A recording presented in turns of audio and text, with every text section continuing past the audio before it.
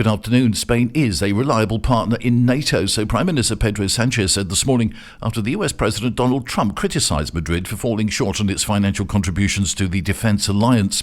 Spain has increased defence spending by 70% in the last decade, whilst its investment of 30% on new equipment was above the 20% required by NATO, so Sanchez said in an interview from the World Economic Forum in Davos.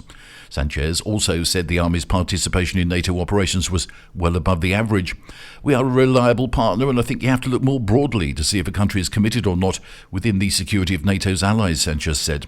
NATO members will discuss increasing defence spending from the current target of 2% of GDP at a summit in The Hague this summer.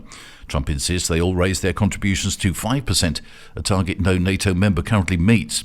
Spain spent $22.27 billion on defence in 2024, so NATO figures show the 10th largest contribution in absolute terms among the 31 NATO allies, but this amounts to an estimated 1.28% of GDP, the lowest in relative terms. Donald Trump confused Spain with a member of the BRICS bloc, and a government spokesman responded, saying he was unsure why Trump made the comment. Trump erroneously said Spain was in BRICS when a journalist asked him on Monday about NATO countries which don't meet the NATO minimum of spending. Spain is not in BRICS, whose initials stand for Brazil, Russia, India, China and South Africa.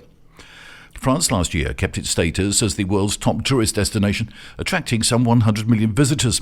But Spain is catching up, falling just 2 million visitors behind its northern neighbour, but is making more money from its visitors, prompting French officials to look at ways to make foreigners stay longer and spend more. Spain said last week that a record 94 million foreign tourists flocked here in 2024, a 10% increase from the previous year.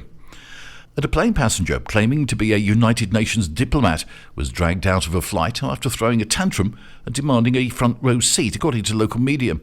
Video from inside the Ryanair plane shows the irate man, who was not immediately identified, arguing with flight attendants and security guards ahead of the flight from Lanzarote to the mainland. The passenger claimed to be a UN diplomat, but then refused to cooperate with the crew or show his boarding pass. The pilot finally called on the Guardia Civil to forcibly remove the enraged passenger, who then wrestled the 4 guards who tried to drag him out. That's the latest from TRE. I'm Bob James.